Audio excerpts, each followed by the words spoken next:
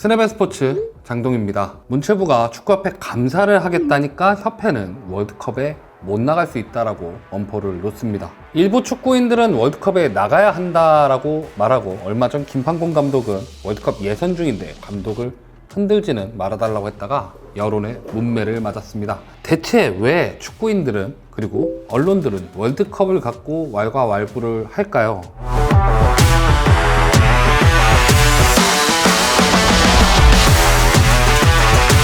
자, 월드컵을 못 나가? 김판곤 감독이 지난 대전과의 경기 후 가진 인터뷰에서 대표팀과 협회에 대한 자신의 의견을 이야기하면서 말미에 덧붙인 것이 월드컵에 나가지 못하면 그때는 누가 책임을 질 것인가 였습니다. 축구협회가 문체부 감사계획 발표 당시 이야기한 부분과 일맥상통하죠. 그런데 저는 개인적으로 한국 축구가 월드컵에 나가지 못했을 때 벌어질 수 있는 피해에 있어서 월드컵 탈락은 있어서는 안 되는 일이라고 생각을 합니다. 아시겠지만 이탈리아가 2018, 2022 두 번의 월드컵 본선 진출에 실패를 했습니다. 심지어 2022년 월드컵 1년 전에 유로 2020을 우승했기 때문에 이탈리아 축구가 어느 정도 다시 부활했고 다시 월드컵 무대에 복귀하리라고 생각했고요. 감독도 만치니라는 감독을 선임했을 만큼 이탈리아도 대충 준비하지 않았을 겁니다. 그런데 본선에 또다시 미끄러졌습니다. 한 번의 교훈을 위해 나가지 못하는 것도 방법일 수 있지만, 넓게 봤을 때 한 개대회만 지나쳐도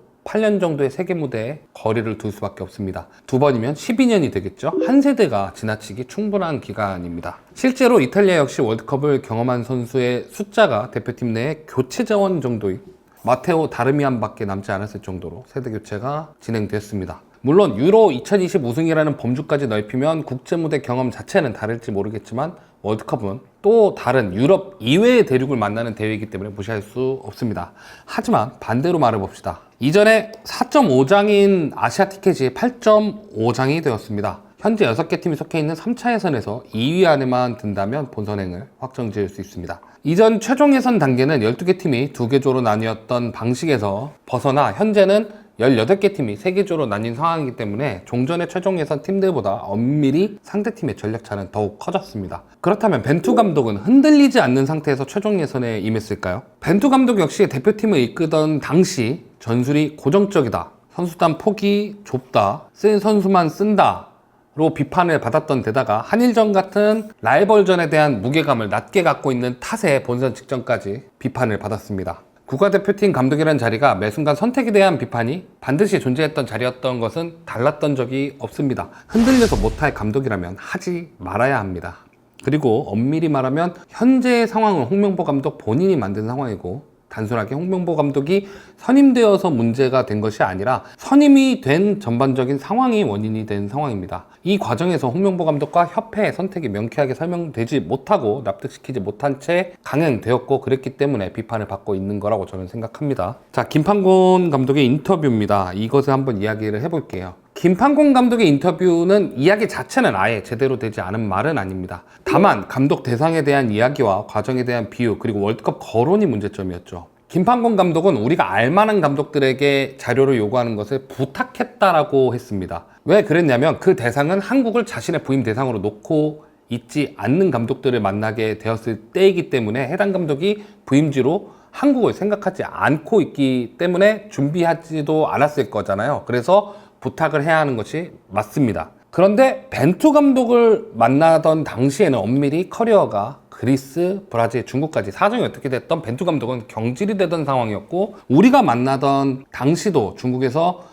경질되었던 시간이었기 때문에 자료를 요구하면서 검증하는 시간이 필요했고요. 정리하자면 검증된 감독에게는 자료가 필요하지 않다라는 겁니다. 하지만 엄밀히 말하면 홍명보 감독이 이제껏 거론된 감독들보다 전술적으로 확실한 장점이 있고 팀빌딩을 잘하는 감독이다, 이렇게 말하면 다들 물음표가 생길 겁니다. 울산 HD 재임 3년간 리그를 2년 연속 우승했지만 전술적으로 화려하다기보다는 선수단의 체급과 그나마 팀 매니지먼트가 잘 되었다라고 보는 게 맞습니다. 내려서는 팀에게 충분히 고전하는 모습을 대표팀 부임 직전까지 해결하지 못했고, 마지막 시즌에도 압도적으로 리그 선두를 달리는 것이 아니라 순위가 계속 엎치락 뒤치락 하던 상황이었습니다. 일전에 홍명보 감독 영상에도 말한 적이 있지만, 전술가라기보다는 팀 매니지먼트를 잘하는 감독이고, 전술로 해결하기보다 선수의 능력으로 해결하는 데 능한 감독입니다. 물론 위원장의 권한 이야기는 반드시 필요한 이야기였습니다. 김판곤 감독이 감독 선임 위원장이던 시절에는 리스트를 만들고 우선순위를 정하고 협상을 하고 결정하는 것까지 모두 위원장이 결정했고 그 결과가 벤투 감독이었습니다. 하지만 현재의 전력강화위는 후보를 정하더라도 결국 회장의 허가가 반드시 필요하고 협상은 또 다른 협회 협상진이 가서 협상을 하는 상황은 비효율적이라는 것은 본인의 경험에서 우러나온 이야기였겠죠. 다만 김판곤 감독도 인터뷰에서 월드컵 진출에 대한 이야기나 홍 감독을 흔들지 말아달라는 이야기를 하면서 좋은 이야기의 의미도 다 퇴색되어 버리고 말았습니다. 자, 이정효 감독도 인터뷰를 했습니다. 이정효 감독은 또 다른 이야기를 꺼냈습니다. 월드컵에 꼭 나가야 하냐는 이야기가 나왔는데 의미 자체가 월드컵을 이런 상태로 나가는 것에 의미 없다는 것이지 월드컵에 지금 나가지 말아야 한다는 이야기는 아니었습니다. 이 이야기가 주목받을 수밖에 없는 이유가 정확하게 그동안의 협회 행정을 제대로 지적하는 이야기였기 때문인데요. 월드컵이 2026년에만 있는 것이 아닌 2030, 2034년 등 앞으로의 월드컵이 계속 있는데도 우리는 더 높은 위치가 아닌 매번 토너먼트 통과만을 이야기하고 있다는 것이죠. 높은 목표와 장기적인 계획이 동반되어야 축구 발전뿐만 아니라 축구 산업도 같이 성장할 수 있다는 이야기였습니다. 이게 되게 중요한 이야기인 게 여지껏 한국 축구는 단기적인 결집으로 성과를 이루는 것은 많이 해봤지만 장기적인 계획은 끝까지 이어진 적이 거의 없습니다. 그리고 단기적인 결집은 희생을 불가피하게 됩니다. 예를 들면 한일 월드컵 당시 K리그 구단들은 자신의 팀의 선수들을 거의 대표팀에 보내놔야만 했습니다. 결국 이게 불가능한 이유가 협회의 현재 상태를 보면 알 수 있다는 겁니다. 현재 협회 상태는 장기적인 계획은커녕 당장의 상황도 수습하지 못하고 있는데 무엇을 할 수 있겠냐는 것이죠. 그러면서 이정효 감독은 까발려졌을 때 모든 것을 도려내고 가야 한다고 했습니다. 칼이 이미 꺼내진 이상 베어낼 것은 베어내야 할 때도 있다는 것이죠. 비교하기는 싫지만 일본도 협회장이 바뀌었습니다. 국가대표 선수 출신인 미야모토 츠네야스가 새로운 회장으로 선출되었지만 회장이 바뀐다라고 가장 큰 골자는 바뀌지 않습니다. 일본은 애초에 100년 대계라는 큰 계획을 두고 세부적인 내용을 현실에 따라 수정하는 식으로 정책을 이어나가고 있습니다. 물론 성인 대표팀의 성적 향상도 목표 안에 들어가 있고 그에 따른 유소년 육성 계획도 계획되어 있으며 만약 부족한 부분이 생긴다면 강화 계획을 발표하고 실행합니다. 그 결과 현재 일본 성인 대표팀은 피파 랭킹 16위로 아시아 1위를 차지하고 있는 상황이죠. 일본의 목표는 장기적으로 월드컵에 우승할 수 있는 팀이라는 점에서 이정효 감독이 말하는 것은 이런 목표 지향적인 정책이라는 것이라고 봐야 합니다. 그리고 문체부의 중간 발표가 있었습니다. 지난 10월 2일 문체부가 현재 감사 중인 대한축구협회 감사 중간 발표를 했습니다. 먼저 감독 선임에 대한 부분은 클린스만 감독과 홍명보 감독 선임 둘 다 과정에 문제가 발견이 되었고 특히 클린스만 감독은 시스템을 통해 선임되었다는 말과 달리 회장이 직접 면접했고 이후 정광희에 통보되었다 이야기했습니다.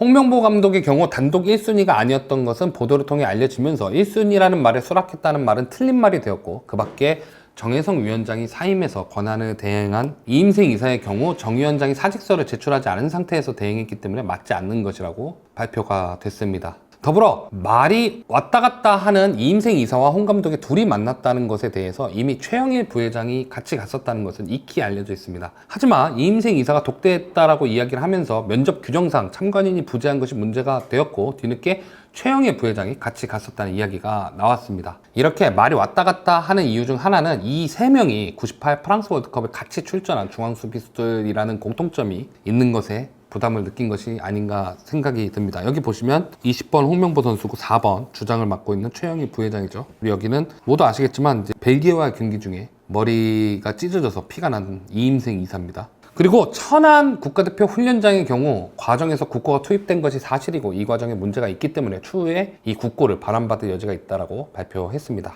이에 대해서 협회는 클린스만 감독 건에 대해서는 정광희 붕괴에 따른 관행, 홍 감독 건에 대해서도 일종의 관행이며 문제가 없다는 이야기를 했습니다. 다만 문체부 브리핑에서도 징계나 처분 혹은 수사 계획에 대해서는 협회의 자율성에 따라 해결하길 바란다는 말을 하면서 수사 계획 또한 없다라고 했는데요. 생각을 해보자면 첫 번째는 홍 감독과 대표팀이 당장 월드컵 예선을 앞두고 있다는 점에서 말을 아꼈고 두 번째는 문체부는 우선순위에 홍 감독보다 정몽규 회장의 4선 저지를 우선순위로 두고 있으며 세 번째는 피파의 개입에 대한 징계 우려도 안에 들어가 있다고 보여집니다. 따라서 문체부는 감독에 대한 문제보다 일단 정몽규 회장의 출마를 저지하는 것을 우선순위에 두고 있고 아직은 중간 발표인 만큼 앞으로 남은 최종 발표와 더불어 국정감사에 바톤을 넘긴 것이 아닌가 생각이 드네요. 자, 대한축구협회입니다. 지난 9월 21일부터 28일까지 한양대학교에서 홈리스 월드컵이 펼쳐졌습니다. 그저 비기슈라는 잡지가 운영하는 주거 곤란층 지원의 축구대회가 아닌 피파도 인지하고 있는 대회죠. 이렇게 조인식도 할 정도로요. 정몽규 회장이 피파에 인판티노 회장에게 자신의 자서전을 전달하러 갔던 때에 인판티노 회장이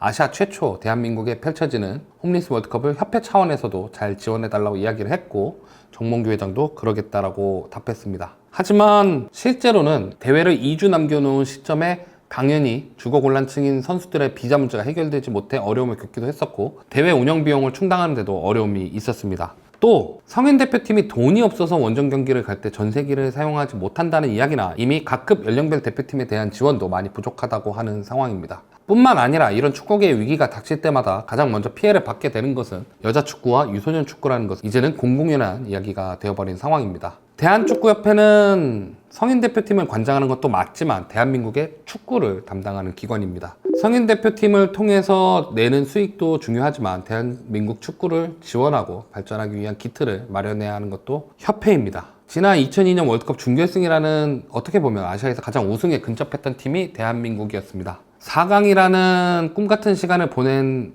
이후 우리는 그 유산을 지키지도 못했고 그것을 이어나가지도 못했습니다. 가장 지켜내야 할 때가 가장 버려야 할 때일 수도 있습니다. 내가 해야 할 것 같은 기분이 틀릴 때도 있고요. 어쩌면 지금이 그 바꿀 수 있는 마지막 기회일 수도 있습니다. 지금까지 스레벤 스포츠 장동희였습니다. 앞으로 올해 일정 어떻게 되는 거야?